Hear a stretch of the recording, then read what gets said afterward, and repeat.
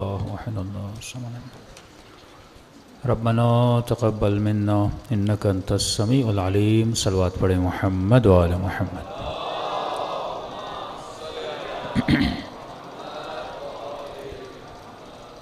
بسم الله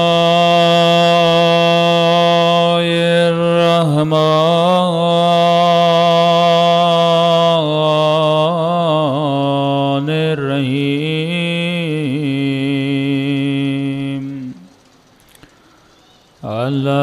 الحمد لله رب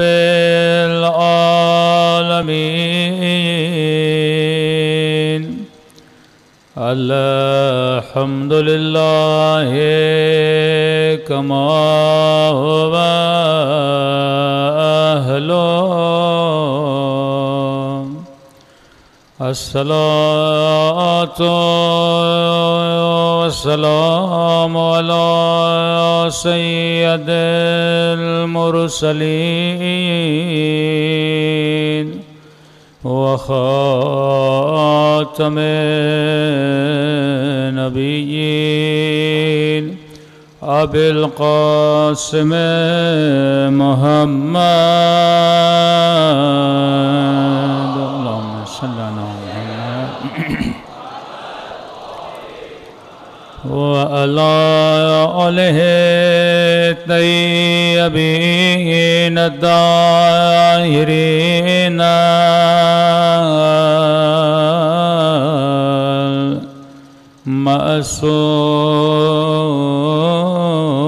معصومین سب مل کے دعا سرکار آقا امام الہی عظم البلاء وبرح الخفاء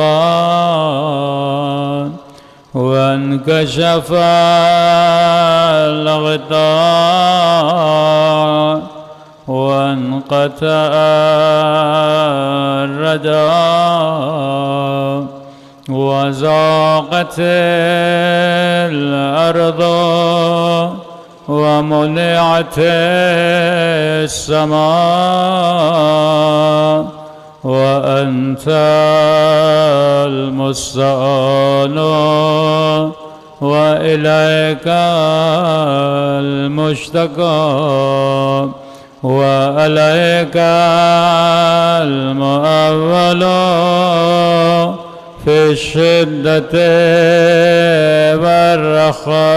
والرخاء اللهم صل على محمد وآل أولي الأمر الذين فرضت علينا طاعتهم وعرفتنا بذلك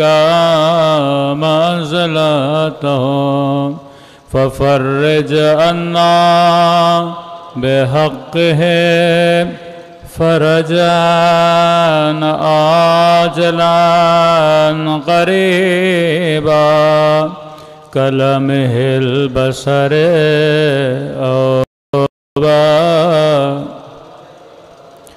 يا محمد يا علي يا علي يا محمد يا محمد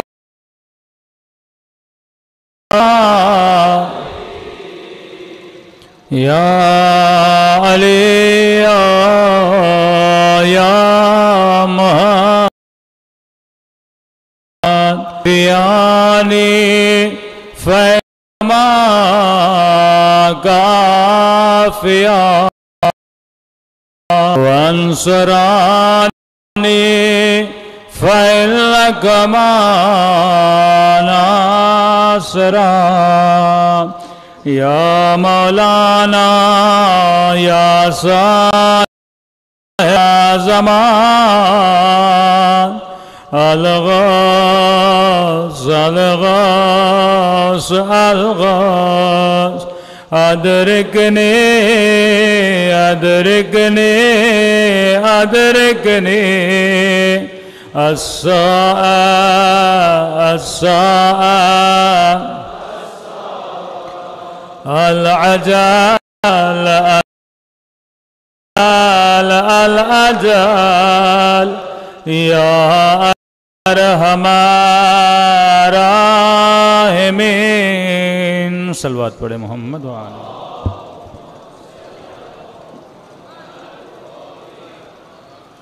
بسم اللہ الرحمن الرحیم رب اشرح لی صدری ویسر لی امری واحلل عقدۃ من لسانی یفقهوا قولی اما بعد فقد قال سبحانہ وتعالی فی محکم کتابہ المجید وفرقانہ الحمید وقولہ الحق وهو اصدق الصادقین بسم اللہ الرحمن الرحیم قد افلح من زکاہا وقد خاب من دساہا صلوات پڑھے محمد وآل محمد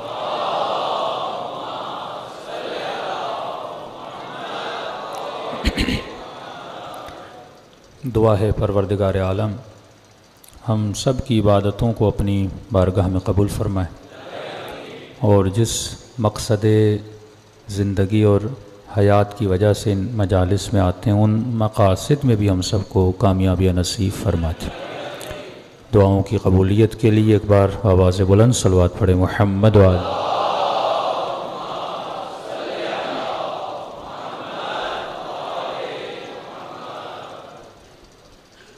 علماء فرماتے ہیں کہ یہ مجالس یہ محافل محل نزول ملائک ہے مادی آنکھیں دیکھ نہیں سکتی لیکن انسان اپنی قلب سے اپنے وجود سے اس چیز کو محسوس کرے کہ دنیا سکون کے لیے گناہ کی جگہوں پہ جاتی ہیں ویسٹرن ورلڈ میں ان کی جو سوشل لائف ہے وہ سیٹرڈے سنڈے نائٹ جب چھٹی کے دن آتے ہیں تو وہ اپنا اسٹریس ڈپریشن ٹینشن ریلیز کرنے کے لیے کلبز میں جاتے ہیں شراب پیتے ہیں ڈانس کرتے ہیں پھر بدحالی اور مستی کی صورت میں گھروں کی طرف واپس جاتے ہیں لیور کی بیماریاں اور بہت ساری بیماریاں ہو جاتی لیکن مجلس حسین میں جب آپ آتے ہیں تو آپ نے محسوس کیا ہوگا کہ گریے کرنے کے بعد انسان کے اندر ایک عجیب سی راحت آتی ہے یعنی یہ گریہ عینہ کہ مصیبت امام حسین ہے اس کے ساتھ ساتھ آپ کے لیے نعمت بھی ہے کہ جتنے انسان کے ڈپریشنز ہیں اس لیے فرماتے ہیں کہ اپنے مریضوں کو مجلس حسین میں لایا کرو اپنے بیماروں کو لایا کرو ہمارے استاد تھے وہ ڈیلی جمعے کے دن دعائے ندبہ ہوتی تھی اس کے بعد درس اخلاق ہوتا تھا تو پوچھا بھائی فلاں صاحب کیوں نہیں آئے کہ اس کو کرونا ہو گیا ہے تو انہوں نے کہا میں گارنٹی دیتا ہوں یہ ذکر اہل بیت ہے یہاں پر لاؤ یہ اور بات ہے لوگ اس سے ڈرتے ہیں کسی کونے میں جا کے بٹھا دو کہ لوگ بھی ڈر رہے ہیں تو اس ذکر کی فضیلت سے خدا اسے کیا دے گا شفا عطا کرے گا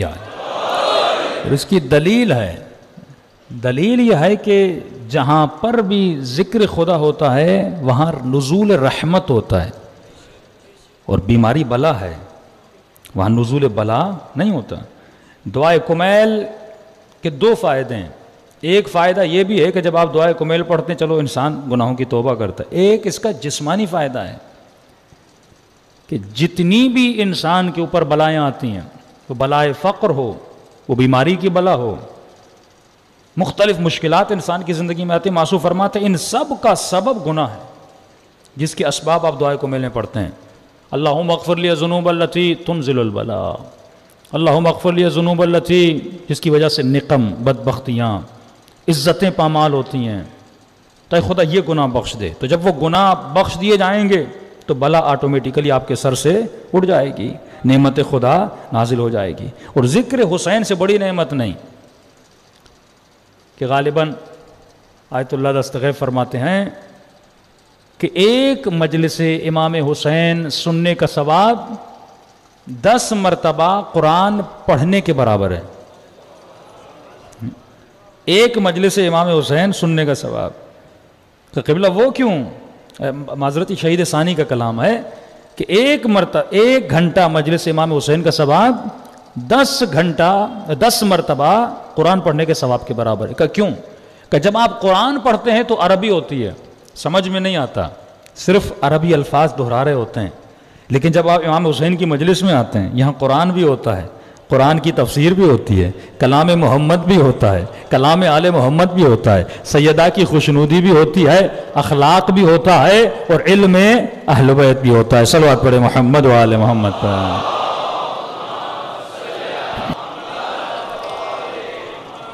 اور خالی قرآن اگر کوئی یاد کر لے اس کا کوئی فائدہ نہیں ہے۔ کتنے حفاظ قرآن تھے جو خوارج میں موجود تھے، لیکن جو قرآن کی ایک آیت سے بھی انسانیت کا درس لے لے وہ ہدایت پا جاتا ہے۔ تو علم کا انبار جمع کرنا اس کا کوئی فائدہ نہیں ہے۔ قرآن کہتا ہے اس کی مثال اس طرح ہے جس طرح گدھے کی مثال ہے، اپنی پیٹھ پر ہزاروں کتابیں اٹھا کر جاتا ہے لیکن اس علم سے اس کے وجود میں کوئی فائدہ نہیں آتا۔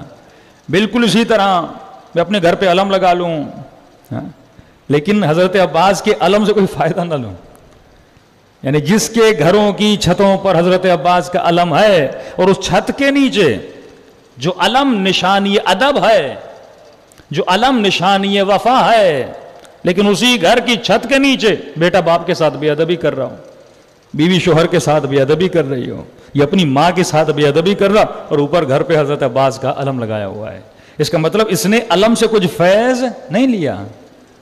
جس طرح مدینے والوں نے نبی کی قبر کو بند کر دیا اور اس سے کوئی فیض نہیں لے رہے، تو جب تک آپ فیض نہیں لیں گے، مجلس کے آنے کا مقصد یہ ہے کہ فیض لو۔ امام فرماتے ہیں مجلس میں آنے کا ادب ہے، پہلا ادب یہ ہے کہ اے مومن قرآن کی آیت ہے جب بھی قرآن سنو تو خاموشی اختیار کرو،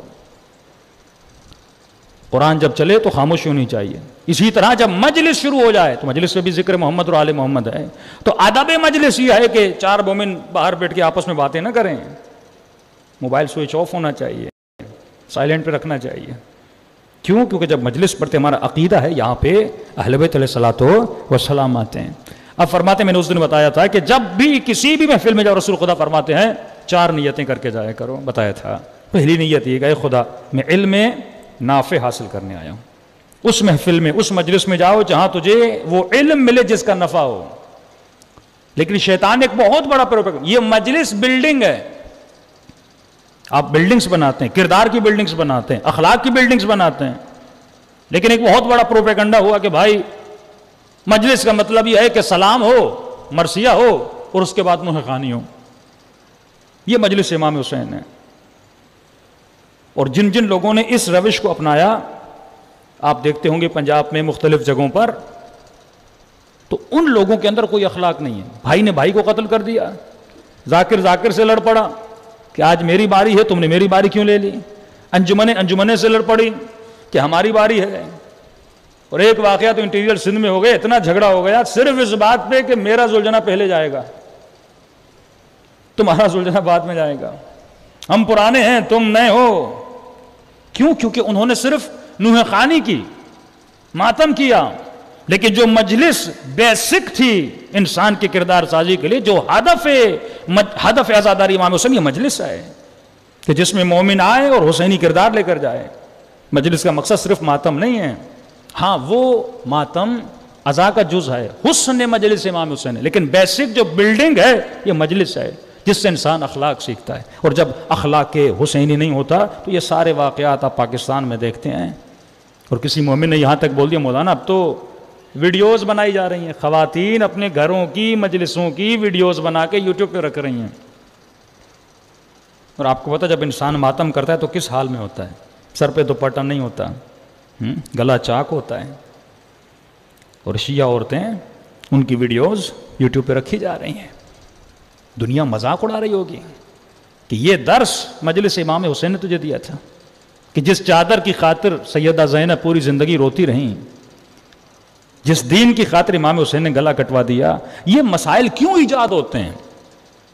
کیونکہ ہم اصل جو مغز ہے عزاداری امام حسین کا وہ مجلس ہے، اور مجلس کا جو اصل لب لباب ہے وہ یہ ہے کہ انسان کے وجود میں کردار اہل بیت کو اجاگر کیا جائے. ان اہداف کو جب بیان نہیں کیا جاتا، ہم نے مجلس کو بنا دیا کہ صرف مجھے اپنے مخالف کا طنز کرنا ہے، اور مجمع اس طنز پہ خوش ہو کے وہبہ کرتا ہے. پھر جب ان کی مجلسوں میں جاتے ہیں وہ بھی طنز کرتے ہیں، اور پھر اسی طنز سے حب ذات پیدا ہوتی ہے، اور پھر حب ذات، حب مکتب، حب فقہ، میری فقہ تمہاری فقہ، میرا امام تمہارا امام، اس سے جھگڑے شروع ہو جاتے ہیں. تو اصل ہدف جو امام حسین دینے آئے تھے، انسان اس ہدف سے کیا ہو جاتا ہے؟ دور ہو جاتا ہے. لیکن جس نے حقیقی عزاداری منائی اس کے برکات ہوتی ہیں، اس کے ثمرات. حقیقی عزادار اور عزاداری کرنے والے کے درمیان جھگڑا نہیں ہوتا، اس میں برکت ہوتی ہے، مومن بڑھتے ہیں. وہ حقیقی عزادار اور حقیقی عزاداری جو آیت اللہ زکزکی نے کی، جن کی عزاداری کے نتیجے میں، جن کی مجلس کے نتیجے میں، کہ میں نے کہا یہ مجلس بلڈنگز ہے، یہ مجلس ایک خزانہ ہے، یہ مجلس ایک ایسا جوہر ہے کہ لوگوں کے دلوں میں روحانیت اور محبت و حرارت امام حسین کو بڑھاتا اور پیدا کرتا ہے. انہوں نے مجلسیں کروا کر 2 کروڑ شیعہ بنائے. 2 کروڑ شیعہ، جہاں شیعت کا نام ہی نہیں تھا، 2 کروڑ شیعہ. اور آج پاکستان میں کتنے شیعہ ہیں؟ انڈیا میں کتنے شیعہ ہوں گے؟ یہی ہم بتاتے ہیں 2-3 کروڑ نا. تو صدیوں 70 سال سے ہم اتنے ہیں، اور اس بندے نے چند سالوں میں 2 کروڑ شیعہ بنا لیے، کیونکہ اس نے حقیقی مجلس امام حسین کو بپا کیا. کیا کیا؟ جب یہ پڑھ کر وہاں گئے تو انہوں نے، اب ظاہر آغا زکزکی خود پہلے سے اپنے قوم کے جیسے پیر و مرشد ہوتے ہیں نا، تو یہ خود مرشد تھے اپنی قوم کے. ایک بہت بڑا قبیلہ تھا، اس کے لیڈر تھے، مرشد تھے، ان کی بڑی مریدی تھی. جب یہ کنورٹ ہوئے تو پھر اپنے مریدوں کے پاس گئے، پھر مریدوں کو سمجھایا، پھر مرید کنورٹ ہوئے. اب مثلا 400 لوگ 500 لوگ مکتب اہل بیت میں آ گئے. اب منانا تھا محرم، تو کہا محرم کیسے منائیں؟ انہوں نے کہا ہم کربلا تو جا نہیں سکتے، تو ہم عزاداری جناب سیدہ زینب کی طرح منائیں گے. کہا کس طرح منائیں؟ کہا اس وقت بی بی نے کیسے منائی تھی، آج ہمارے بھی یہی حالات ہیں. کہہ رہا تھا کس طرح؟ کہا بی بی نے کربلا سے پیدل چل کے کوفہ گئیں، کوفے سے پیدل چل کے شام گئیں، تو ہم بھی پیدل چل کے رسم زینبی ادا، جس طرح آپ جلوس نکالتے ہیں، رسم سیدہ زینب ادا کر کے عزاداری منائیں گے. اس کے اطراف میں جتنے گاؤں تھے، اس نے وہ اپنے 400-500 لوگ جو مکتب اہل بیت میں آ گئے ان کو وہاں بھیجا.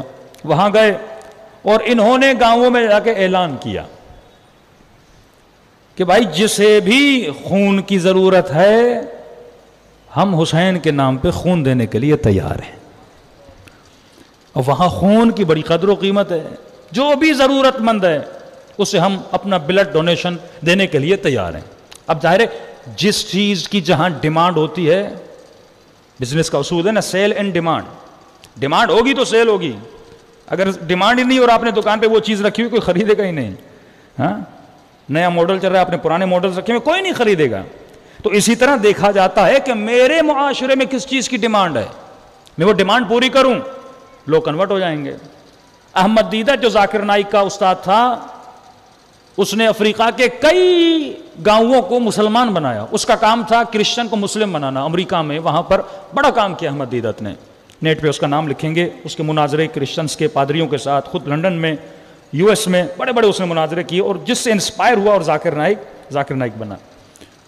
تو وہ کیا کرتا تھا، جاتا تھا ان کے گاؤں میں، مثلا ایک گاؤں میں چلا گیا، افریقہ میں غربت بہت ہے، تو وہاں کنویں نہیں ہیں، لوگ پیاسے ہیں.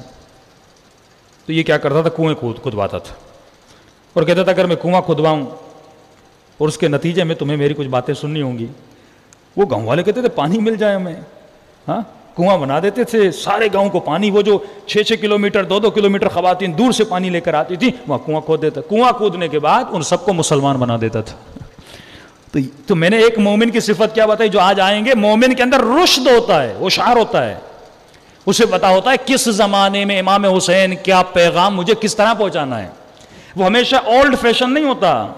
کہ میں اکثر جوانوں کو کہتا ہوں تمہارے کپڑے بدل گئے، ہر چیز بدل گئی، لیکن تم عزاداری کے پہنچانے کے طریقے کو دیکھو کہ آج ڈیمانڈ کیا ہے، آج کون سا طریقہ چل رہا ہے، اس ڈیمانڈ کو پورا کرو. مثلا آپ کے تھر میں اتنے علاقے ہیں جہاں پہ پانی کی قلت ہے، بلوچستان کے اتنے علاقے ہیں پہاڑیوں پہ پانی کی قلت ہے. میں صرف مثال ایک پانی کی دے رہا ہوں، ایسے اسکولز کی کمی ہے، ہاسپٹلز کی کمی ہے. آپ اہل بیت کے نام پہ 2 ہاسپٹل بنا دیں، اس کے ساتھ ایک چھوٹی سی مسجد بنا دیں. کئی ایسے گاؤں ہیں وہاں پہ مسلمان تو رہتے ہیں لیکن مسجد نہیں ہے. میں اس ممبر سے نام لے لینا چاہتا جو ہمارے مومنین کام کریں، گاؤں کو انہوں نے محمد آل محمد کی محبت میں ڈال دیا ہے. آپ کسی سندھ میں نام نہیں لے رہا، امام زمانہ کے نام پہ کام کریں، بہت کام کیا انہوں نے، لیکن سکوت میں. بعض لوگ کام کرتے ہیں شور و شرابہ کرتے ہیں، کام تھوڑا ہوتا ہے لیکن شور و شرابہ اتنا کرتے ہیں جیسے بہت کام. آرام سے کام کرو، اللہ اجر دیتا ہے. سکون سے کام کرو تاکہ تمہارے لیے مسائل بھی پیدا نہ ہو. تو ایسی کئی جگہیں جہاں مسجد کی کمی ہے، اسکول کی کمی ہے، پانی کی کمی ہے، تم اس ذریعے سے گاؤں والوں کو کہو ہم کنواں کھدوائیں گے، لیکن شرط یہ ہے آپ اپنے بچوں کو ڈیلی بیسس پہ، ویکلی بیسس پہ آؤ گے مسجد میں پیغام اللہ سنانے. جب بچے وہاں پہ جمع ہو جائیں اب ان کو اللہ کا نام بھی بتاؤ، محمد کا نام بھی بتاؤ اور آل محمد کا کلام بھی بتاؤ، تو آٹومیٹیکلی کیا ہو جائے گی. یہ وہ طریقہ ہے. ایک جمع یونیورسٹی میں پڑھتا ہے، وہ ڈھونڈے کہ میں یونیورسٹی کے جمع کو، اس کے ذہن کو کس طرح موٹیویٹ کر سکتا ہوں، میں کس طرح اس کے اندر تبدیلی. واقعاً میں ابھی موٹیویٹر جو اسپیکرز میں دیکھ رہا ہوں اکثریت کن کی؟ وہابیوں کی ہے. نفرت نہیں پھیلا رہے لیکن ان کا جو بیک گراؤنڈ ہے، نوجوان ہیں، ینگسٹرز ہیں، بڑا اچھا انہوں نے اسٹوڈیو بنایا ہوا ہے، بڑے اچھی اسپیکنگ اور اچھی تقریریں کر رہے ہیں، لوگوں کو کنورٹ کر رہے ہیں، اور ملینز میں دیکھ رہا ہوں ان کے ویوز ہیں، ملینز میں 17 ملین 6 ملین 7 ملین لوگ ان کے پیغام کو اچھی باتیں کر رہے ہیں، لیکن بیک گراؤنڈ تو وہی ہے نا. تو جب بیک گراؤنڈ وہی ہے تو کہیں نہ کہیں ایسی بات آ جاتی ہے. تو ہمارا جوان کیوں نہیں کر سکتا ہے؟ ہم نے وہی پرانا سسٹم، وہی پرانا تنظیمی سسٹم. بھائی اب تم سوشل میڈیا پر آ جاؤ، تم اپنے سے گروپس بنا دو، تم اپنا اس کو ہم کہتے ہیں کہ اسٹڈی سرکلز بناؤ، ان اسٹڈی سرکلز کی پھر ریکارڈنگز کرو، نیٹ پہ ڈالو. جو ابھی نئے نئے ایشوز ہیں، ایک یونیورسٹی میں سیکولرزم کو کس طرح بڑھایا جا رہا ہے، فیمنزم کو کس طرح بڑھایا جا رہا ہے، لبرلزم کو کس طرح بڑھایا جا رہا ہے، اس کا مقابلہ کیسے کیا جائے، ایسی چیزیں رکھو، نوجوانوں کی ریکارڈنگز ہو.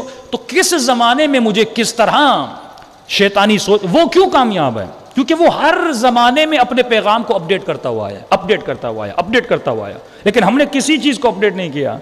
آج مجلس ہے، میں مجلس پڑھوں گا، آپ سنیں گے چلے جائیں گے، لیکن یہ جو ٹیکنالوجی، ریکارڈنگ کی ٹیکنالوجی ہے، آپ بھی سنیں گے، اور جب تک یہ مجلس مثلا یوٹیوب پہ رہے گی لوگ فائدہ لیتے رہیں گے. 20 سال کے بعد میں بھی مر جاؤں گا لیکن میری مجلس وہاں پہ پڑی ہوگی. یہ ٹیکنالوجی کا کام ہے کہ ٹیکنالوجی لوگوں کو فائدہ دے. اسی طرح انسان اپنے وجود کو اپڈیٹ کرے. یہی کام اہل بیت نے کیا. میں نے کئی مثالیں دیں. جناب سیدہ کی مثال دوں، بی بی زینب سلام اللہ علیہا، کہ بی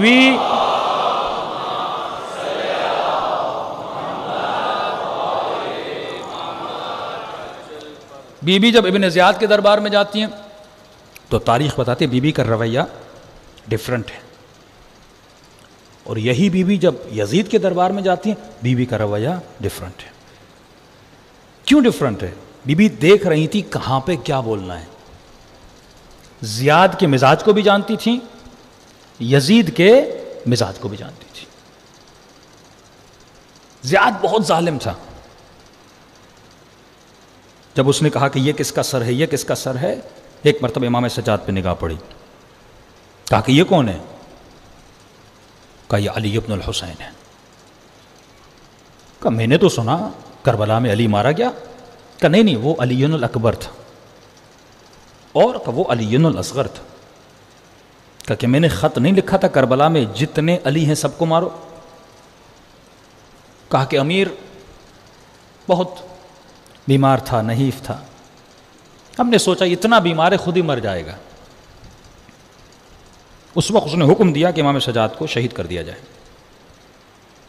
فرماتی یہاں بی بی زینب نے درد بھرے چند جملے کہے، ابن زیاد کو ڈانٹا نہیں. بی بی نے کہا کیوں تمہارے دل میں رحم نہیں ہے؟ میرا بھائی مارا گیا، میرے بچے مارے گئے، میرے بھتیجے مارے گئے، کیا تم اہل بیت رسول کو بغیر محرم کے چھوڑو گے؟ یہ قافلہ کس کے ساتھ چلے گا؟ کہتے پھر بھی اس کے دل میں رحم نہیں آیا. کہ کچھ بھی ہو جائے میں اس کا سر قلم کروں گا. فرمایا جب سر قلم کرنے کے لیے تلواریں بڑھی تو بی بی زینب نے اپنی گردن امام سجاد کی گردن پہ رکھ لی کہ اگر ایسا ہے تو پہلے میرا گلا کاٹو. کہتے یہاں پر زیاد کے دل میں تھوڑا رحم پیدا ہوا, اس نے امام کو چھوڑ دیا. اور یہی سیدہ زینب جب یزید کے دربار میں جاتی ہیں, عجیب لہجے میں ڈانٹتی ہیں یزید کو جب بی بی بات کرتی ہیں, کہ وہاں پہ امام سجاد کو وہ کچھ کہتا بھی ہے تو بی بی کھڑی ہو جاتی ہیں دفاع کے لیے. بی بی کا رویہ ہر جگہ پہ الگ ہے, بی بی جانتی ہیں کہاں پہ مجھے کیا بات کرنی ہے. تو یہ صفت رشد کہ مومن کی نشانی, مومن ہوشیار ہوتا ہے, فتنوں کو سمجھتا ہے, حق و باطل کو سمجھتا ہے, دشمن کے حربوں کو سمجھتا ہے, اور اپنا ایک مضبوط سسٹم کریٹ کرتا ہے جس سے وہ مکتب اہل بیت کو بچا سکے. کہ ہر کسی کی صرف مولوی کی ذمہ داری نہیں ہے, ہر جماعت یونیورسٹی میں آپ کی اپنی ذمہ داری ہے, سوشل میڈیا آپ کی اپنی ذمہ داری ہے. انشاءاللہ اس پہ میں آ جاؤں گا. آغائے زکزکی نے لوگوں کو بھیجا, گاؤں گاؤں گئے, کئی گاؤں والوں اگر کسی خون چاہیے, اس زمانے میں خون کی بڑی ڈیمانڈ تھی افریقہ میں, اور مہنگا تھا, ایک بوٹل سمجھے $200 کی بوٹل تھی, اور غریب بیچارے افریقن, خون کی کمی, مختلف بیماریوں مبتلا, کہ جسے بھی خون چاہیے ہم فری میں خون دیں گے. گاؤں کے لوگ نکلا, بھئی یہ کون لوگ ہیں جو اتنی بڑی ڈونیشن کر رہے ہیں, کہ آپ خون کیوں دے رہے ہو؟ انہوں نے کہا اس گاؤں میں آ جاؤ, ہم تجھے بتائیں گے کہ ہم خون کیوں دے رہے ہیں. سارے گاؤں والے آئے, اور آغا زکزکی نے وہاں پہ مجلس کا سما رکھا ہوا تھا, سارے لوگ آ کر بیٹھ گئے. پھر آغا زکزکی تقریر کرتے تھے کہ ہم خون کیوں دے رہے ہیں, کیونکہ کربلا میں حسین ابن علی نے دین پر اپنا خون دیا تھا, انسانیت کی بقا کے لیے اپنا خون دیا تھا. جب انہوں نے فضائل محمد اور آل محمد سنے, 2 کروڑ کے قریب لوگ کیا ہو گئے, مکتب اہل بیت میں آ گئے. اب جب انہوں نے دیکھا کہ ایک ایسا بندہ ہے جو ایسی مجلسیں کروا رہا ہے کہ جس کے ذریعے سے کروڑوں کی تعداد میں لوگ اس مکتب میں آ رہے ہیں, تو اب اس کا راستہ روکو. بیٹوں کو شہید کیا, خود زخمی بنے, الحمدللہ بھی آزاد ہو چکے ہیں. کہ اللہ کا وعدہ ہے جو میرے دین پہ چلتا ہے اس کو بقا کون دیتا ہے, پروردگار عالم دیتا ہے. تو فرمایا اس مجلس میں جاؤ جس میں تجھے علم نافع ملے. ہر عبادت کی نیت ہوتی ہے, نماز بغیر نیت کے قبول نہیں, روزہ بغیر نیت کے قبول نہیں. اگر تم مجلس میں ایسے ہی آ رہے ہو رسمن, یہ مجلس قبول نہیں ہوگی. لیکن اگر نیت کر کے جاؤ کہ خدایا میں اس مجلس میں جاؤں گا جہاں مجھے علم نافع ملے, جو میرے وجود کو نفع دے. دوسری نیت میں نے بتایا تھا, جو علم حاصل کرو, نبی خدا فرماتے ہیں پھر اس علم پر عمل کرنے کی دعا کرو. 10 دن آپ نے جو حاصل کیا, اگر عمل نہ کریں کوئی فائدہ نہیں, واللہ کوئی فائدہ نہیں. لیکن جب انسان عمل کرتا ہے اسے کیا ملتا ہے, فیض ملتا ہے. دوسری نیت. تیسری نیت کرو, اے خدا جب میں عمل کروں تو اس میں مجھے خلوص بھی عطا کر. خلوص بڑا اہم ہے. ایک جوان ماتم کرے 4 جوانوں کو دکھانے کے لیے, خطیب تقریر پڑھے لوگوں کو دکھانے کے لیے, نوح خان نوحہ پڑھے صرف اس کے لیے میں ایسا نوحہ پڑھوں کہ سال میرے سب سے زیادہ ویورشپ ہو جائے, 2 ملین ویورز ملے میرے نوحے کو, ایسا نوحہ پڑھوں. اب وہ کیا کرے گا, اس کے ذہن میں بس یہ ہوگا کہ کوئی ایسی نئی چیز بناؤں, کوئی نئی ٹیکنیک کروں کہ زیادہ سے زیادہ لوگ میری طرف آئیں.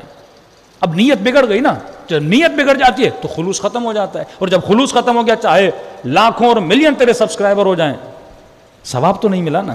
دنیا تجھے مل جائے گی لیکن ثواب نہیں ملے گا. تو نیت یہ ہونی چاہیے کہ مجھے 1 ویو بھی ملے تو امام زمانہ کا ملے, 1 لائک بھی ملے تو جناب زینب کا ملے, امام حسین کا ملے. تو چوتھی تیسری چیز ہے خلوص عطا کر. چوتھی نیت جو سب سے اعلیٰ نیت ہے, اے خدا میں نے علم بھی لیا, عمل بھی کیا, اس میں خلوص سے بھی میں نے کیا, اے خدا اب اس علم کو, اس عمل کو میری قبر اور قیامت کا سرمایہ بنانا. یہ نہ ہو کہ میں اتنا کچھ لے کر جاؤں لیکن جب قبر میں جاؤں کوئی بات میرے کام نہ آئے. اے خدا یہ جو 1 گھنٹے کی مجلس ہے اس کو میری قبر کا نور بنانا, اس کو میری قیامت کا نور بنانا. صلوات پڑھے محمد و آل محمد.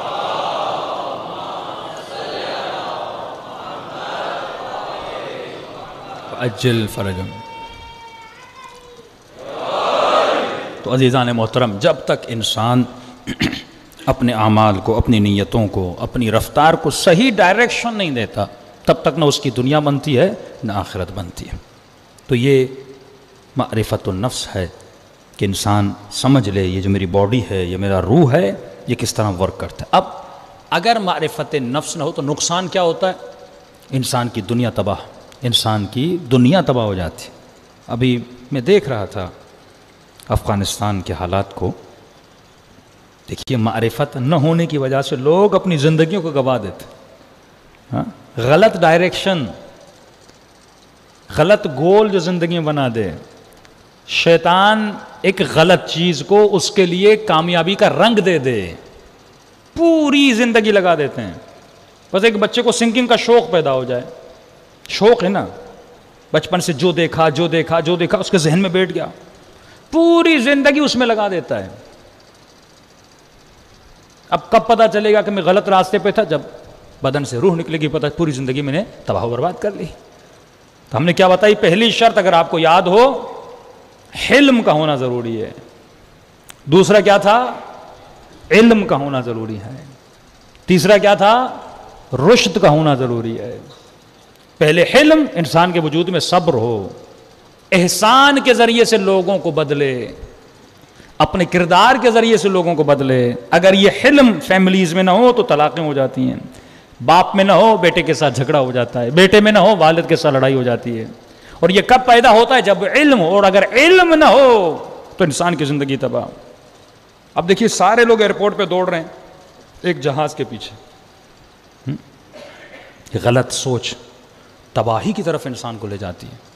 میں نے مثالیں دی تھی نا، آسٹریلیا کے پیچھے، امریکہ کے پیچھے، کینیڈا کے پیچھے کشتیوں میں ڈوب کے مر گئے، زندگیاں تباہ ہو گئیں۔ آج زندہ مثال آپ نے دیکھی، اتنی بھی اس میں بس اس کا خواب میں امریکہ پہنچ جاؤں، امریکہ پہنچ جاؤں۔ بھئی اپنے ملک میں رہ رہے ہو، طالبان آ گئے تو کیا تمہیں بھی گولی مار کے تھوڑی مار دیں گے؟ یہ تو خودکشی ہے کہ تم جہاز کے ٹائرز کے اس باکس میں خود کو ڈال دیتے ہو اور جہاز اوپر جاتا ہے۔ 3 لوگ وہاں سے گر کے مر گئے، جوان دیکھیں وہ چڑھتے ہوئے ان کی ویڈیو آئی ہے۔ لیکن غلط چیز اگر انسان کے ذہن میں آ جائے، غلط ڈائریکشن انسان کے ذہن، زندگی تباہ و برباد ہو جاتی ہے۔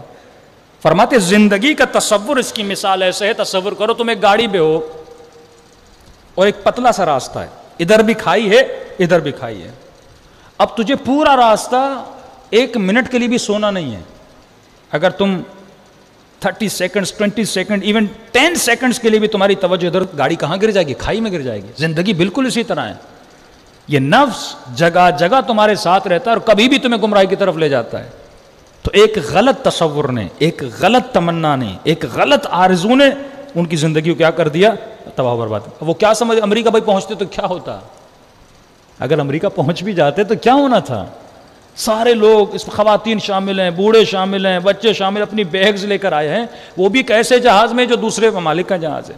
اگر یہاں سے لوگوں کو عبرت لینی ہوتی، یہی اشرف غنی، یہی حکمران جنہوں نے اپنا سب کچھ امریکہ کو سمجھا ہوا تھا، آج دنیا نے دیکھا نا کہ امریکنز نے کس طرح نہ اپنے دروازے کھولے، نہ اپنا جہاز روکا، اور وہ جہاز میں لٹکتے رہے، وہ اڑا کے چلے گئے اور وہ لوگ زمین پہ گر کے مر گئے۔ یہ ہوتا ہے تصور دنیا، سیلفشنس کا تصور، کہ وہ جو کچھ بھی کرتے ہیں اپنی بقا کے لیے کرتے ہیں، وہ تیری بقا کے لیے کچھ بھی نہیں کرتے۔ اگر کوئی تجھے بچا سکتا ہے تو وہ تو خود ہے، نہ کہ کوئی اور تجھے بچا سکتا ہے۔ اگر کوئی تمہاری کامیابی کا سبب بن سکتا ہے، وہ وجود پروردگار عالم ہے، وہ کسی اور کا وجود نہیں ہے۔ صلوات پڑھے محمد و آل محمد پر۔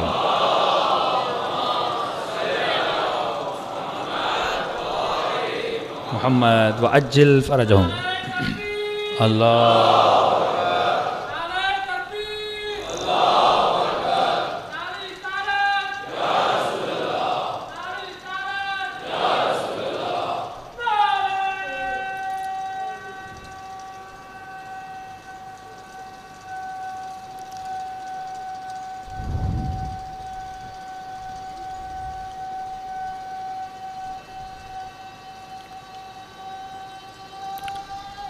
حیدری۔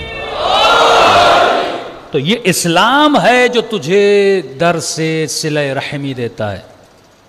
ان کے تعلقات کی بنیاد منافع ہوتی ہیں، نہ کہ انسانیت۔ نعرہ وہ انسانیت کا بلند کرتے ہیں، human rights human rights human rights کا نعرہ بلند کرتے ہیں، لیکن آج جتنے بھی ممالک کے آپس میں کنیکشنز ہیں، آپ چھوڑ دیجئے کہ اقوام بین الملل کیا کہہ رہا ہے، وہاں پہ کون سے قوانین، ان کی تو کوئی سنتا ہی نہیں ہے۔ آج جتنے بھی ممالک ہیں، رشیا لے لیں، چائنا لے لیں، امریکہ لے لیں، سعودی عرب لے لیں، جتنے ممالک ہیں، ان کے تمام تر کے جو تعلقات ہیں وہ منافع کے بیس پر ہیں، انسانیت کی بیس پہ نہیں ہے۔ کسی کے بھی تعلقات انسانیت کی بیس پہ نہیں، یہ صرف دھوکہ دیا جاتا ہے۔ کہ ہم انسانیت کی بیس پہ این جی اوز بنتی ہیں انسانیت کے نام پہ، لیکن تمام تر ممالک اس وقت جتنی بھی پالیسیز ہیں وہ منافع کی پالیسیز ہیں، وہ اپنے نفع کی پالیسیز ہیں، لیکن اسلام یہ درس نہیں دیتا۔ اصل جو انسانیت کا درس دیا اسلام، یہی صفت حلم اگر کسی کے اندر آ جائے، رسول خدا فرماتے ہیں کہ اے مومن اگر تیرے ساتھ کوئی قطع رحم کرے تو اس کے ساتھ صلہ رحم کر، رشتہ دار ہے تیرے ساتھ بات نہیں کرتا لیکن تو بات کیا کر، اس نے تیرے ساتھ تعلق ختم کیا ہوا ہے لیکن تو کبھی کبھی امام حسین کا نظر ہو گیا، گھر میں کوئی اچھی چیز پکا لیتے ہو، ہاں کبھی کبھی خیریت معلوم کر دیا کر، ان کے گھر میں کوئی بیمار ہو گیا ہے کوئی پیغام بھیج دیا کر۔ وہ اگر قطع رحم کر رہا ہے تو قطع رحم نہ کر۔ کہا کیوں یا رسول اللہ؟ فرما قرآن کی آیت پر وَلْيَعْفُوا وَلْيَصْفَحُوا، اے انسان اگر تو چاہتا ہے کہ خدا تجھے معاف کرے تو لوگوں کو معاف کرنا شروع کر دے۔ یہ کردار خداوندی ہے، یہ کردار مولا علی ہے کہ میں نے کیا کہا، امام نے کہا میرے قاتل کو بھی پانی پلایا جائے، یہ کردار اہل بیت ہے کہ امام حسن کا جملہ ہے، امام جعفر صادق علیہ السلام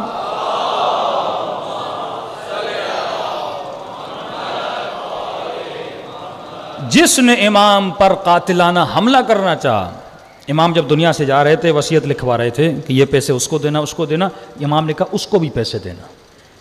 کہا مولا اس نے تو آپ پہ حملہ کیا تھا، امام فرماتے وہ اس کا کردار تھا، اس نے حملہ کیا تھا، لیکن میرا کام ہے اگر وہ ہمارا چاہنے والا ہے تو میں کیا کروں؟ صلہ رحم کروں۔ اگر کسی نے قطع رحم کیا ہے صلہ رحم کر۔ دوسری چیز، اگر کسی نے تجھے محروم کیا ہے تو اسے محروم نہ کر۔ اس کے پاس کچھ آیا تھا، اس نے آپ کو محروم کیا۔ کئی واقعات آتے ہیں، کہتے ہیں کہ مجھے فلاں رشتہ دار نے محروم کیا، فلاں مومن نے سب کو دیا لیکن مجھے کچھ نہیں دیا، مجھے دے سکتا تھا، بنا سکتا تھا، جاب دلوا سکتا تھا، سب کچھ کر سکتا تھا لیکن اس نے مجھے نہیں دیا۔ اور ایک دن آتا ہے وہ خود غریب ہو جاتا ہے، آپ کے در پہ آتا ہے، اب آتی ہے انسانیت کی باری، اب آتی اخلاق علی کی باری، تو اس وقت بدلہ نہ لیا کر کہ اس نے مجھے نہیں دیا تھا لہٰذا میں بھی نہیں دوں گا۔ فرماتے نہیں، اگر کسی نے قطع رحم کیا صلہ رحم کر، اگر کسی نے محروم کیا ہے تو اسے محروم نہ کر۔ تیسری چیز فرمایا کہ اگر کوئی تیرے ساتھ ظلم کرے تو اس کے ساتھ ظلم نہ کر۔ اب یہ معاملہ ہے مومن کا، اب یزید جیسا کوئی ظلم کرے تو اس سے بدلہ لینا ہے، یہ معاملہ ہے مومنین کے درمیان، یہ معاملہ ہے مسلمین کے درمیان۔ اگر کوئی تیرے ساتھ ظلم کرے رسول خدا فرماتے تو اس کے ساتھ ظلم نہ کر، تو اچھائی کر۔ آخری چیز، اگر کوئی تیرے ساتھ بدی کرے تو اس کی بدی کا جواب بدی میں نہ دیا کر۔ پوچھا یا علی اگر تیرے ساتھ کوئی بدی کرے تو کیا کرے گا؟ امام نے فرمایا کہ میں خوبی کروں گا، اچھائی کروں گا۔ کہ اگر دوبارہ بدی کرے یا علی پھر کیا کرو گے؟ امام نے فرمایا پھر بھی اچھائی کروں گا۔ کہ یا علی اگر تیسری بار بدی کرے پھر بھی کیا کرو گے؟ برائی کرتا رہے گا، جب تک وہ برائی کرتا رہے گا میرے ساتھ علی ابن ابی طالب تب تک اچھائی کرتے رہیں گے۔ فرمایا یا علی ایسا کیوں؟ یا علی کہا یا علی ایسا کیوں کہ وہ بدی کر رہا ہے تو اچھائی کر رہا ہے؟ فرمایا یا رسول خدا جب وہ اپنی بدی کو چھوڑنے پر تیار نہیں تو علی اپنی اچھائی کو کیوں چھوڑ دے؟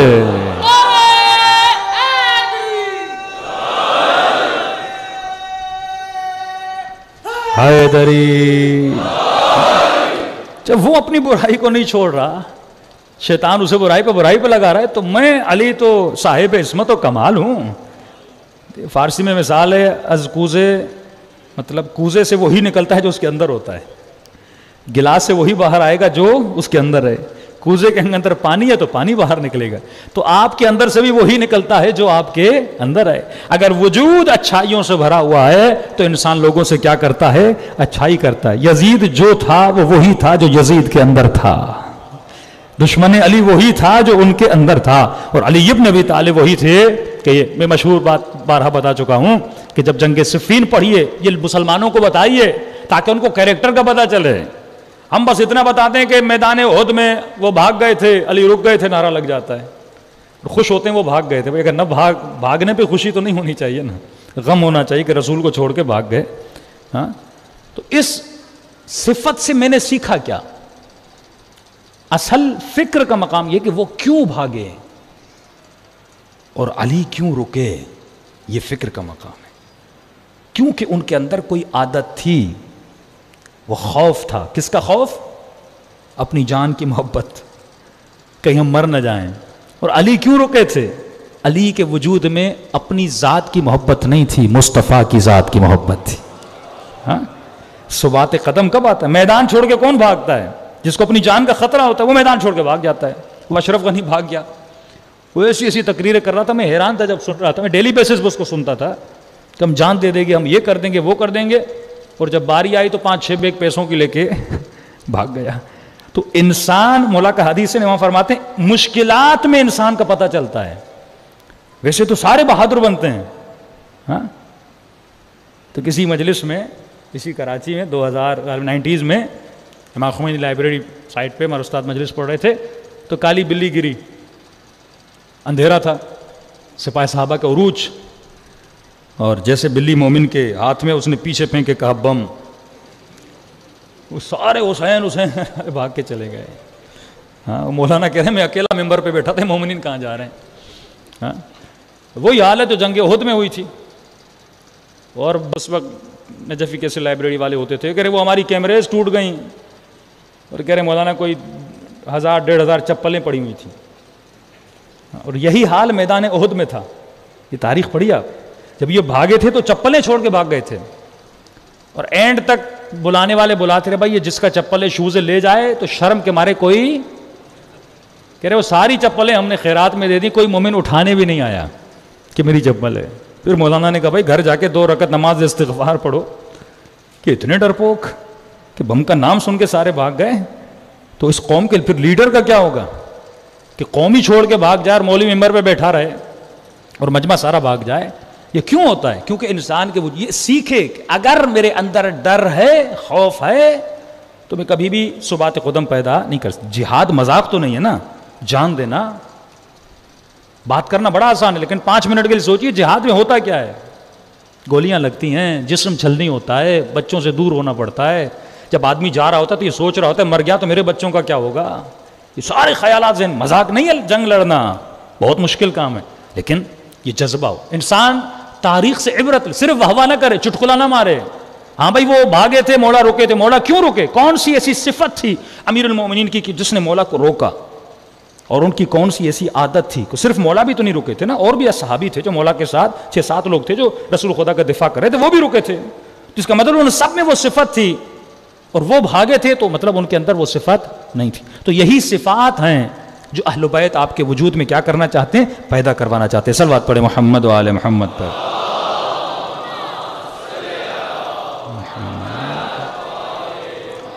اور یہ کب ہوگا؟ جب انسان کے اندر، پھر میں دہراتا ہوں، پہلی چیز حلم، دوسری چیز علم، تیسری چیز رشد، چوتھی چیز عفت.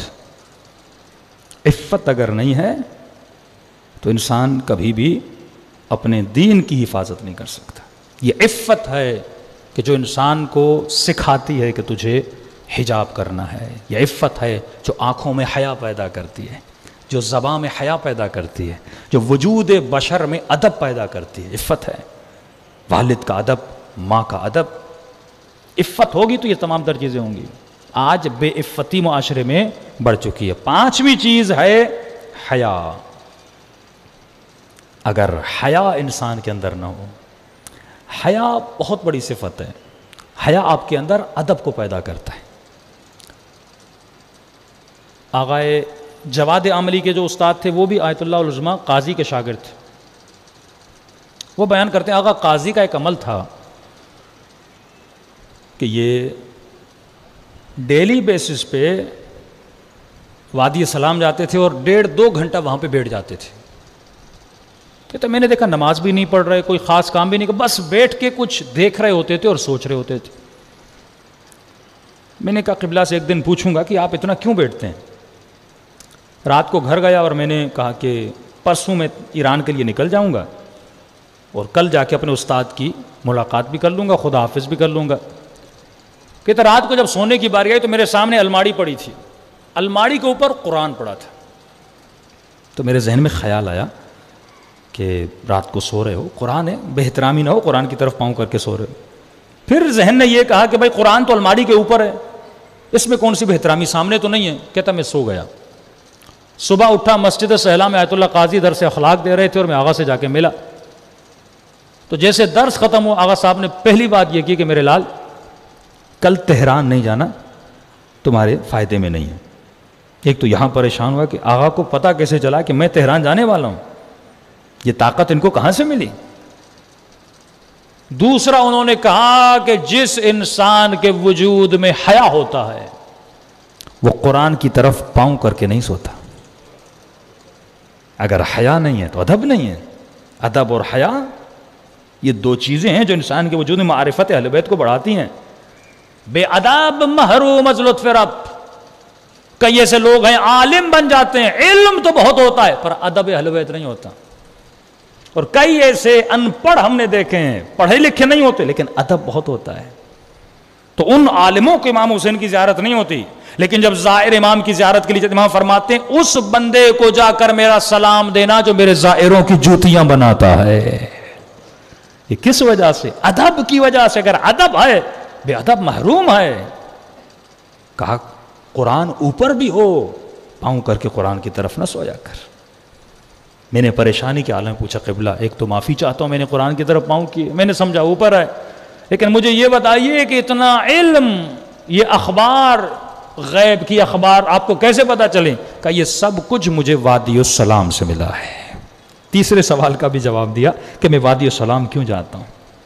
تو جب انسان وجود کو پاک کر لیتا ہے تو اہل بیت اس کے وجود میں حکمت کے چشمے کھولتے ہیں, وہ کچھ عطا کرتے ہیں جس کا انسان نے تصور نہیں کیا. اور یہ کب پیدا ہوتا ہے؟ جب انسان کے وجود میں حیا ہوتا ہے. حضرت عباس کا مقام اتنا کیوں بلند ہے؟ کیونکہ حضرت عباس کے وجود میں ادب تھا, ادب امام. اور ادب کب آتا ہے؟ اس کی شرط ہے جب انسان کے وجود میں حضور آتا ہے. حیا کب کرتا ہے؟ حضور کی وجہ سے. آپ کا باپ آپ کے سامنے ہوگا, آپ باادب ہوں گے. جیسے باپ نگاہوں سے آگے بڑھ جاتا ہے, اوجھل ہو جاتا ہے, پھر دوستوں کے سامنے آپ تھوڑے بے ادبی کرنے لگتے ہو. باپ جب تک تھا آپ باادب تھے, باپ جیسے گیا آپ بے ادب ہو گئے.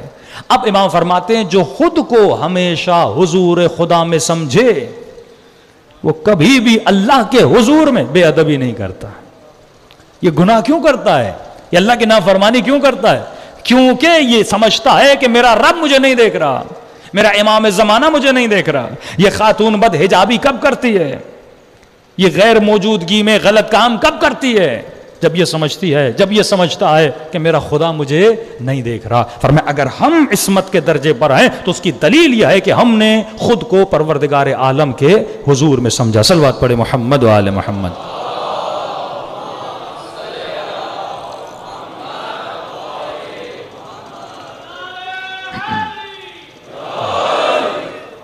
ساتویں چیز جو آپ کی خدمت میں آج عرض کرنی ہے وہ ہے عزت نفس. کل اس پہ تھوڑی گفتگو ہوئی. عزت نفس, سیلف رسپیکٹ. جب تک آپ اپنی خود عزت نہیں کرو گے.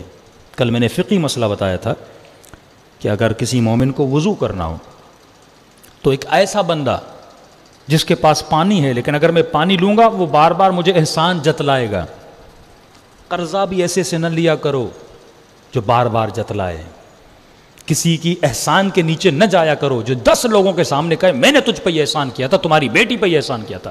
جس مسئلے سے عزت نفس مجروح ہو جائے کبھی بھی اس مسئلے میں نہ پڑا کرو. یہاں تک فرمایا اگر مال دے کر بھی عزت بچتی ہے تو عزت خریدا کرو, کیونکہ مومن کی عزت کعبے کے برابر ہے, کیونکہ مومن کے دل میں خدا رہتا ہے. اب تصور کریں کسی مومن کی جو بے عزتی کرتا ہے, کسی کی عزت کو اچھالتا ہے, 4 لوگوں کے درمیان اسے بے عزت کرتا ہے پیسے کے لیے. آپ نے دیکھا ہوگا جو بیچارے کرایہ دار کرایہ نہیں دے پاتے, مالک مکان کیا کرتے ہیں, سامان گلی میں پھینک دیتے ہیں. 4 لوگوں کے سامنے بے عزت کرتے ہیں. ایک مومن نے آپ کا پیسہ نہیں دیا, پیسہ اس کے پاس نہیں ہے, آپ اس کے دروازے پہ کھڑے ہو جاتے ہو, ہاں بھائی میں نے تو یہ اتنے پیسے دیے, 10 لوگوں کو فون کال کرتے ہو. تو یہ توقع نہ کرنا کہ قیامت کے دن اللہ تیری عزت کرے, اللہ تیرے عیبوں کو چھپائے. یوم تبلی السرائر, جہاں تمام تر عیبوں کو, جہاں بہن بھائی سے بھاگے گی, باپ بیٹے سے بھاگے گا کہ کہیں میرے عیبوں کا پتہ نہ چل جائے. تو اگر تو یہاں پہ کسی کی عزت کرتا ہے تو خدا وہاں پہ کیا کرے گا, تیری عزت کرے گا. ایک سبب جس کی وجہ سے عزت نفس پامال ہوتی ہے اس کا نام ہے حرص. حرص بہت بڑی بلا ہے. شیطان، میڈیا، دنیا آپ کے سامنے خواہشوں کو جنم دیتی ہے. مثال دوں، آپ کے گھر میں چھوٹا ٹی وی ہے، بار بار وقفہ دکھایا جا رہا ہے بڑے ٹی وی کا، بڑے ٹی وی کا، بڑے ٹی وی کا. خواہش نے جنم لیا، خواہش پیدا ہوئی، بچے نے کر لو، بیوی نے کر لو، بیٹے نے کر لو. مال نہیں ہے، پیسے نہیں ہیں، آپ نے ادھر ادھر کر کے قضا کر کے ٹی وی لے لی. چھوٹی سی گاڑی آپ کے پاس گزارا ہو رہا تھا، لیکن کیا دیکھا، فلاں ہمسایہ بڑی گاڑی لے کر آیا ہے، بڑا بھائی بڑی گاڑی لے کر آیا ہے، ماموں بڑی گاڑی لے کر آیا ہے. بیٹوں نے کر لو، ہے نہیں کر لو. اب اس کو خواہش پوری کرنی ہے، پورا کرنے کے لیے کہاں جائے گا؟ بینک کی طرف جائے گا، بینک سے لے گا لون. لون لے لیا، گاڑی لے لی. اب ظاہر ہے بینک کو تو پیسہ چاہیے، سودی نظام ہے، 10 دیتے ہیں اور 12 کر کے آپ سے واپس لیتے ہیں. اب یہ پیسہ کہاں سے دے؟ اس کو زندگی کی خواہشیں، تمنائیں پوری کرنی ہے. بڑا فریج بھی چاہیے، بڑی گاڑی بھی چاہیے، بڑا گھر بھی چاہیے، بڑا ٹی وی بھی چاہیے. تو ان تمام تر چیزوں کو پورا کرنے کے لیے پوری دنیا میں لوگ یہی کرتے ہیں، لونز لیتے ہیں، قرضے لیتے ہیں. اب یہ اکیلا قرضہ پورا نہیں کر پا رہا، تو بیوی کہتی ہے میں کام کرتی ہوں، میں بھی جاب کرتی ہوں، تو اپنی خواہشوں کو پورا کرنے کے لیے بیوی کو بھی نوکری کرواتا ہے. اب یہ عورت جاتی ہے نام محرموں کے ماحول میں. رسول خدا کی حدیث، جب عورت نام محرم کے سامنے ہوتی ہے، تیسرا وجود جو ان کے درمیان ہوتا ہے وہ شیطان ہوتا ہے. جس طرح پیٹرول پمپ پہ آپ گاڑی کے اندر بھی ہو، سگریٹ جلانا منع ہے. بھائی میں اندر ہوں، نہیں منع ہے. کہ کیوں؟ کہ یہاں خطرہ ہے، کیونکہ پیٹرول کو اگر تھوڑی سی چنگاری بھی لگ گئی آگ بھڑک جائے گی. اسی طرح یہ کوئی کتنا بھی کہ مولانا متدین ہم پرہیزگار ہے، نہیں بھائی. عورت اور مرد کا وجود جہاں پر ہوگا وہاں شاید تیسرا شیطان ہوتا ہے. وہ عورتیں چاہے جلوس میں چلیں، وہ عورتیں چاہے مجلس میں آئیں. تبھی فرمایا ایک ایسا سسٹم بناؤ. اللہ نے مسجد میں سسٹم بنایا نا، بیچ میں پردہ لگاؤ، یہاں خواتین یہاں مرد، سسٹم بناؤ. حرم امام رضا جاؤ، حرم امام حسین جاؤ، سسٹم بنایا ہوا ہے. کوئی کہے کہ نہیں مولانا اپنے امام حسین کے حضور میں کوئی گناہ کرے گا، نہیں، شریعت کا قانون ہے، سسٹم بناؤ. لوگ اللہ کے حضور میں گناہ کرتے ہیں، امام حسین کے حضور میں کیوں نہیں کریں گے؟ اللہ کے حضور میں زنا کرتے ہیں، امام حسین کے حضور میں کیوں نہیں کریں گے؟ یہ لیسبینز، یہ گے، یہ تمام تر کیا اللہ کو نہیں مانتے؟ کہ مسلمانوں میں یہ بیماریاں نہیں ہیں؟ حضور خدا میں جب گناہ کر سکتا ہے تو مجلس میں کیوں نہیں گناہ کرے گا؟ بعض لوگ آتے ہی گناہ کی نیت سے ہیں.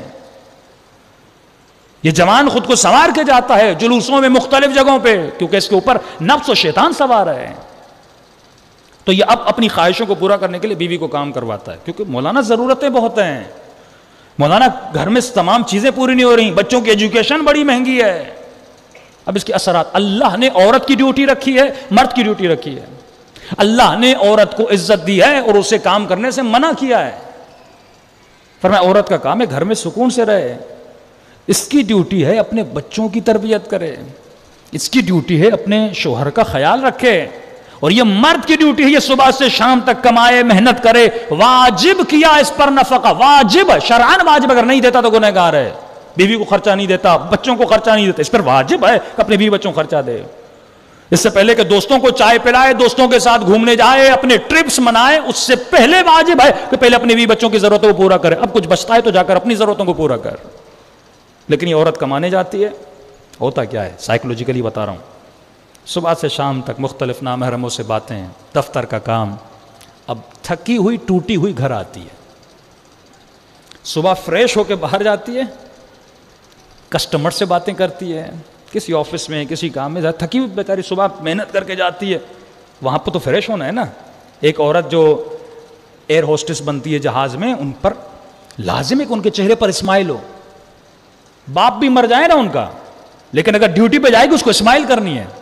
جو ہوٹلز میں کام کرتی ہیں، جو ریسیپشنز پہ کام کرتی ہیں، بیٹی بھی ان کی مر جائے نا، لیکن اگر ڈیوٹی پہ آنا تو اسمائل کرنا ہے. فیک اسمائل، جھوٹی کا ہنسنا، کیونکہ تمہاری ڈیوٹی ہے تمہیں نامحرموں کے سامنے ہنسنا ہے، تجھے بڑے پولائٹ ہو کے بات کرنا ہے. 20,000 تنخواہ کے لیے، 25,000 تنخواہ کے لیے. کتنی تنخواہ ہوگی؟ 30,000 تنخواہ کے لیے، تاکہ گھر کی ضرورتوں کو میں پورا کروں. حالانکہ میں اگر اپنی آرزوؤں کی چادر اتنی بڑھاتا جتنی میری ضرورت ہے، اس سے زیادہ میں اپنے چادر کو نہ پھیلاتا، تو کبھی اس بیماری میں معاشرہ مبتلا نہ ہوتا. لیکن مبتلا ہو چکا ہے. یہ عورت صبح فریش ہو کے نامحرموں سے باتیں کرتی ہے، کیونکہ توانائی ہے، انرجی صبح گھر سے نکلتی ہے، اور رات کو تھکی ہوئی ٹوٹی ہوئی گھر آتی ہے. اب کیا شوہر کی خدمت کرے گی؟ اب کیا بچوں پہ توجہ دے گی؟ پھر کہتے نہیں ہم کما رہے ہیں، ہم نے ایک ماسی رکھ لی ہے گھر پہ، ایک کام کرنے والی رکھی ہے، وہ بچوں کو سنبھال رہی ہے، وہ کیئر پرسن ہے. کسی نے تو لڑکے رکھے ہوئے ہیں گھروں میں. پھر جو واقعات ہوتے ہیں ٹی وی پر یا آپ سنتے ہیں واقعات، اب ظاہر ہے اس جو نوکرانی گھر پہ کام کر، اس کے دل میں تو وہ محبت نہیں ہے نا جو ماں کے دل میں ہوتی ہے. بچہ شور کرے گا، اسے 2 تھپڑے مار دے گی، اسے ڈانٹ دے گی اور بولے گی گھر امی کو بتایا تو میں یہ کروں گی. سائیکولوجیکلی اس پورے بچے کی تربیت کیا ہو جاتی ہے؟ خراب ہو جاتی ہے. اور ایسے بچوں کی اپنے ماں باپ سے محبت بھی نہیں ہوتی. یہ بڑے ہوتے ہیں اسی طرح چھوڑ کے ماں باپ کو چلے جاتے ہیں جیسے بچپن میں ماں باپ نے چھوڑا تھا. پھر کربلائی گھرانہ نہیں بنتا کہ کربلا میں بھتیجا ہے امام حسین کا، کہ ان کے مسائب بہت ممبر سے کم پڑے جاتے ہیں. جناب قاسم کی مصیبت پڑی جاتی ہے اور جناب عبداللہ کی مصیبت ممبر سے پڑھی نہیں جاتی. یہ بھی ہم نے رسم بنا دی کہ اس دن اس شہید کو پڑھنا ہے اور دوسرے شہداء کا ذکر ہوتا نہیں. 11 سال عمر ہے اس مجلس میں. اگر 11 سال کا بچہ، اسے دیکھیے اس بچے کا بدن کیا ہوتا ہے. 11 سال. فرماتے ہیں کہ یا اختی زینب، اے میری بہن زین، احبسی ہا، اس بچے کا ہاتھ تھام کے رکھنا. جانے سے پہلے امام حسین فرماتے ہیں اس بچے کا ہاتھ تھام کے رکھنا، کیونکہ صبح سے شام تک یہ بچہ دیکھ رہا تھا کبھی اکبر کا لاشا، کبھی قاسم کا لاشا، کبھی اونو محمد کے لاشے، اصغر کا لاشا، بھائی کا، چچا کا، سب دیکھ رہا ہے بچہ. بار بار باہر جانا چاہتا ہے، بار بار باہر جانا چاہتا ہے. امام نے فرمایا احبسی ہا، اسے خیمے سے نکلنے نہیں دینا، چھوٹا ہے. بی بی زینب فرماتی میں نے کلائی کو زور سے پکڑا ہوا تھا کہیں بچہ باہر نہ جائے. اچانک کربلا کے میدان میں شور ہوا. بچے نے دیکھنا چاہا باہر ہو کیا رہا ہے. اس نے پردہ ہٹایا تو کربلا کے میدان میں دیکھا کہ امام حسین گھوڑے سے گرے ہیں. فرماتے بچے نے برداشت نہیں کیا. بی بی زینب فرماتی فوراً میرا ہاتھ چھڑایا اور کربلا کے میدان کی طرف دوڑا. میں محبت بتانا چاہتا ہوں، آج اپنے بیٹے کی محبت باپ سے اتنی نہیں ہے جتنی کربلا میں بھتیجوں کی، بھائیوں کی، بہنوں کی. وہ سسٹم حرص کے نہیں تھے. انہوں نے اپنی فیملیز کی تربیت اہل بیت کے فرمان کے مطابق کی تھی.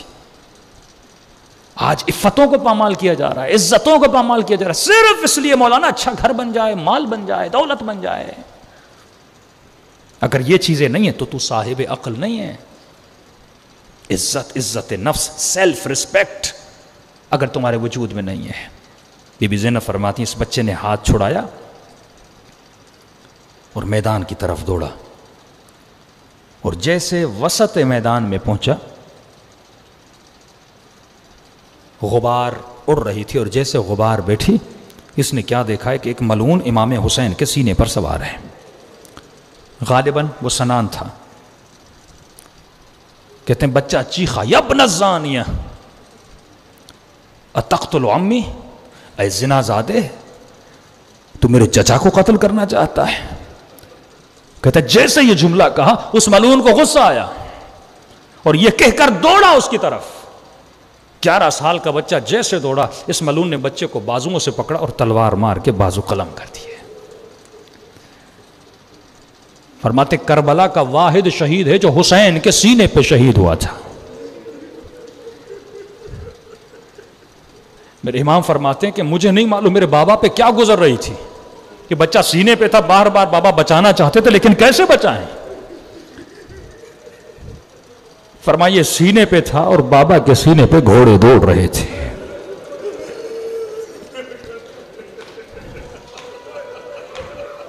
ایسی محبت تجھے کہاں ملے گی؟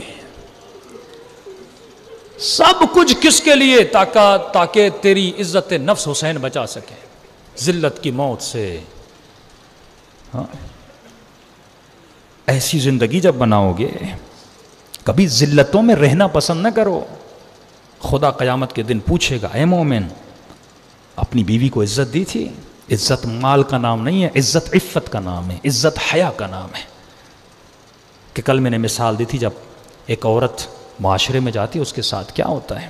لیکن آج معاشرہ ذہنی غلامی کا شکار ہے.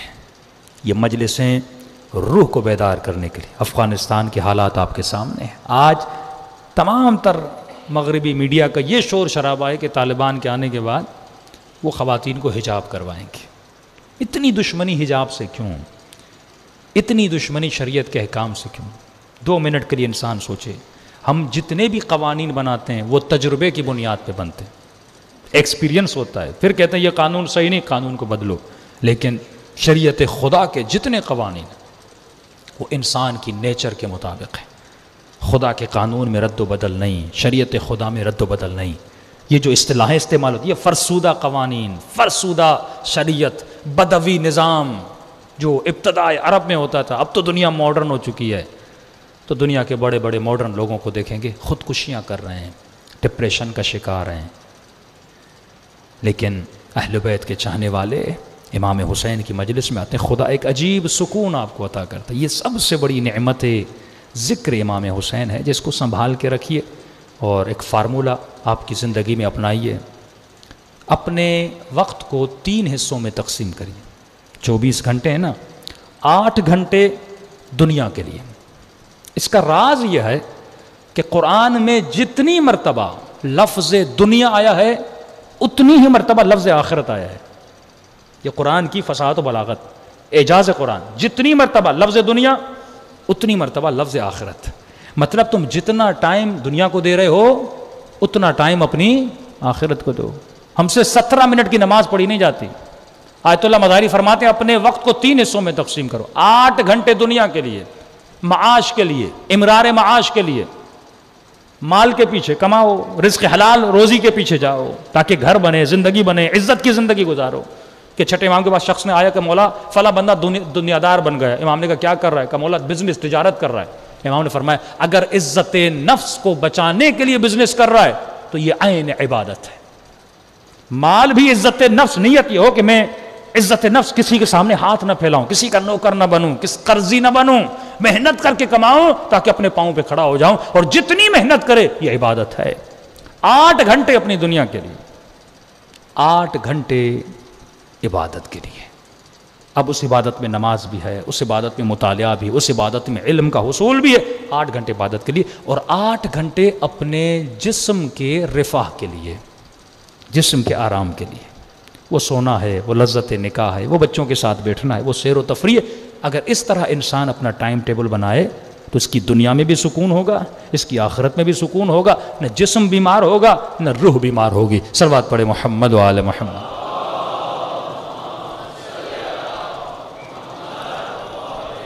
محمد وعجل فرجہم. عزیزو دن بڑی تیزی سے گزر رہے ہیں، لیکن سوال یہ ہے کہ کون امام سے کتنی خیرات لے کر جاتا ہے. کہ میرے چوتھے امام فرماتے ہیں جب رات کو گھر جاؤ بستر پہ سر رکھو تو یہ سوچو کہ آج کی مجلس سے مجھے کیا ملا اور میں نے اپنے وجود کے اندر کتنی تبدیلی پیدا کی. تصور کریں کہ دل کربلا میں ہیں، بین الحرمین میں ہے. اپنے تصور میں امام حسین کی زری کو لائیے، مقام رأس الحسین کو لائیے، تلہ زینبیہ کو لائیے اور ایسے امام حسین کو آواز دیجیے اس طرح کربلا میں سیدہ زینب نے اپنے بھائی کو پکارا تھا. السلام علی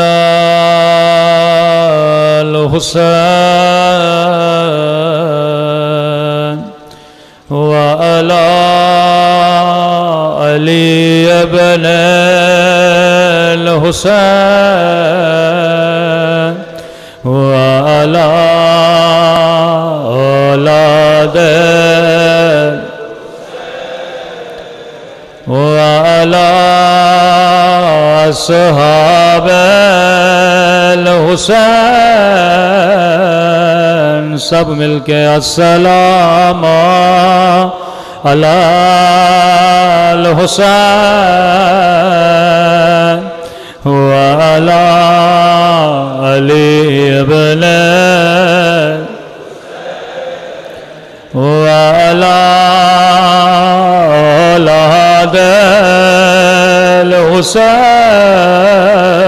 الحسين وعلى أصحابه بلند آواز سے السلام علی الحسین وعلی علی ابن وعلی اولاد الحسین وعلی اصحاب میرا سلام ہو اس درد بھرے منظر پہ جب حسین نے گھوڑے سے اتر کر دو کٹے ہوئے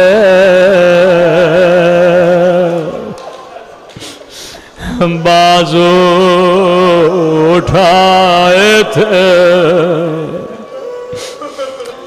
بازووں کو چوم کے کہا عباس میری کمر ٹوٹ گئی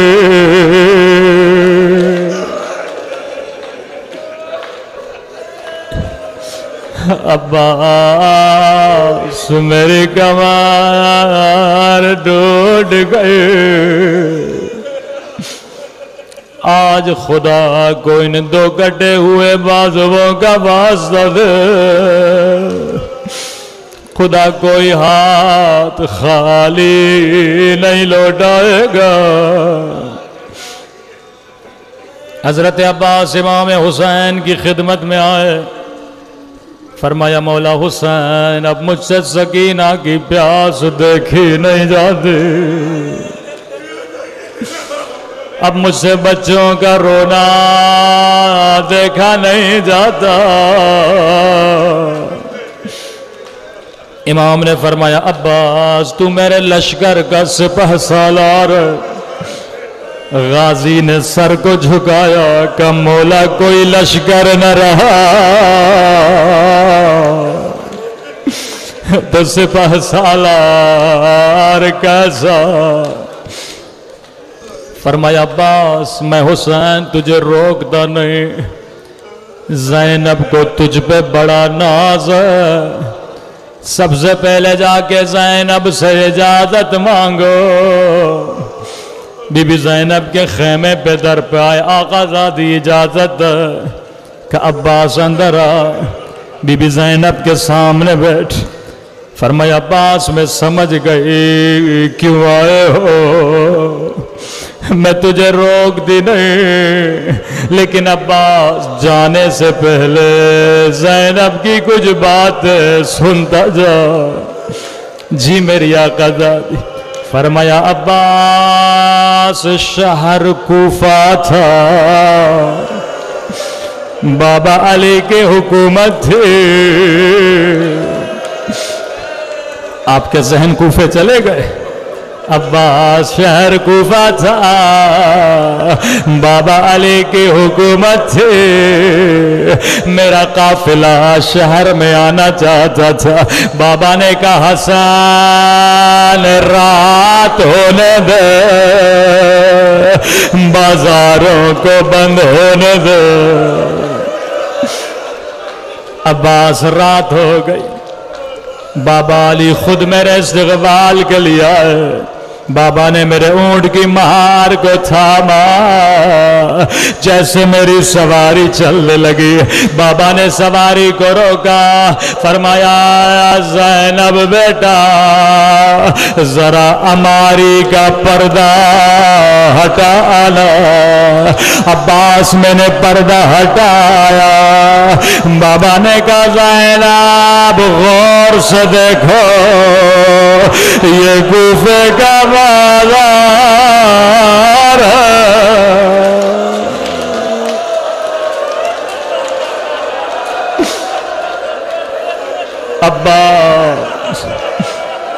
میری سمجھ میں نہیں آیا بابا بازار مجھے کیوں دکھا رہے ہیں؟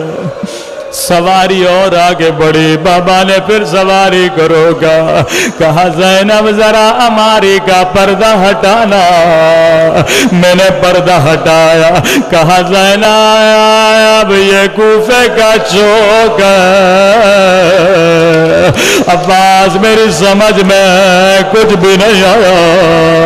میں نے کہا بابا اگر بازار دکھانے ہیں تو حسن کو دکھائیے، حسین کو دکھائیے، بیٹیوں کا بازاروں سے کیا کام ہے؟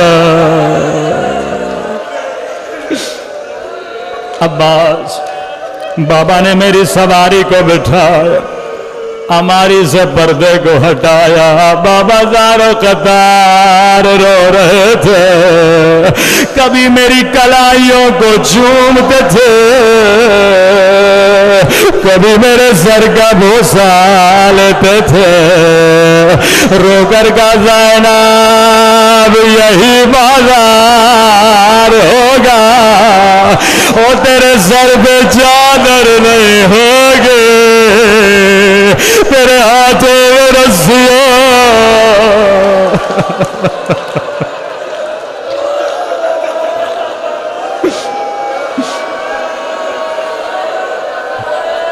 عباس بابا نے جیسے یہ جملہ کہا، میں نے کہا بابا آپ امام علم غیب جانتے ہیں، میں اعتراض نہیں کروں گی، لیکن بابا جس بھی بہن کا ایک بھائی ہو اس کا بھی کوئی نام نہیں لیتا۔ او بابا اللہ نے مجھے 18 بھائی دیے، اللہ نے مجھے حسین جیسا، عباس جیسا۔ سنو گے عباس بابا نے کیا کہا، زینب اس وقت حسن نہ رہیں گے، حسین نہ رہیں گے۔ اب سنو بی بی زینب نے کیسے اپنے بھائی سے خدا حافظ کیا، کہ عباس کھڑا ہو جا۔ غازی عباس کھڑے ہوئے، بی بی زینب نے دونوں باہیں عباس کے گلے میں ڈالی، کہا خدا حافظ عباس، اب میں زینب سمجھ گئے میری چادر لٹنے کا وقت قریب ہے۔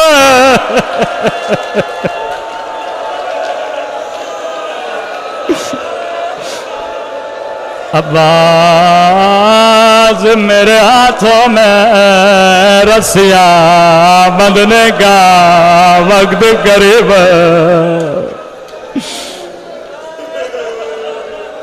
حضرت عباس میدان کی طرف گئے، ایک ذاکر کے خواب میں غازی عباس آئے۔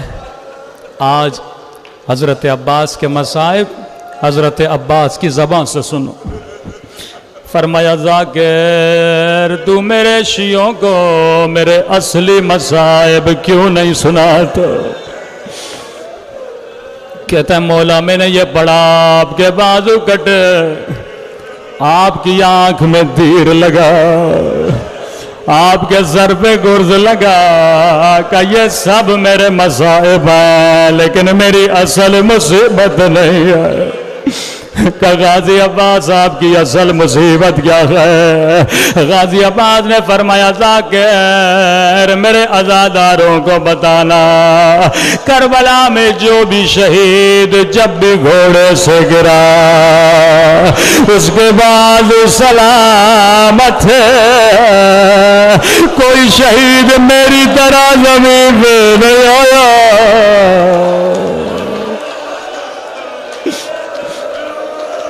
کس طرح غازی عباس زمین پہ آئے؟ فرمایا اے عزادار میرے دونوں بازو کٹ چکے تھے، ایک ظالم نے میری آنکھ میں تیر مارا تھا، اگر چھیت بھی تیری آنکھ میں چلی جائے تجھے پوری رات نیند نہیں آتی۔ मलऊन ने मेरी आंख में तीर मारा, मैंने तीर निकालना चाहा लेकिन मेरे बाजू सलामत नहीं थे।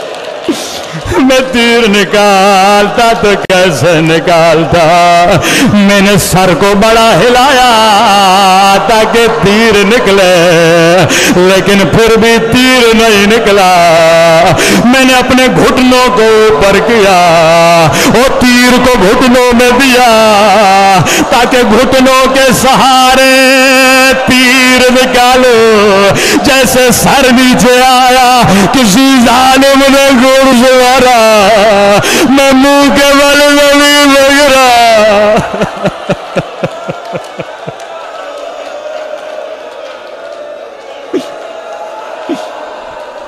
करबला का कोई शहीद मेरी तरह जमीन पे नहीं आया। बस एक जुमला ज़हमत को तमाम करो, मैं कहूँगा गाजी अब्बास ये सच है, कोई आपकी तरह घोड़े से जमीन पे नहीं गिरा, लेकिन गाजी अब्बास 11 मुहर्रम को ओ ज़ैनब ऐसे गिरे जैसे आप गिरे थे। शायद कोई बच्चा कहे मौलाना ज़ैनब के तो बाजू सलामत थे, भला अब्बास की तरह कैसे गिरे? जवाब मैं नहीं दूंगा। इमाम ज़माना ज़ियारत नाहिया में फरमाते मेरा सलाम हो मेरी उन पुफियों पे जिनके हाथ उनकी गर्दनों से बंधे थे मातम हुसैन।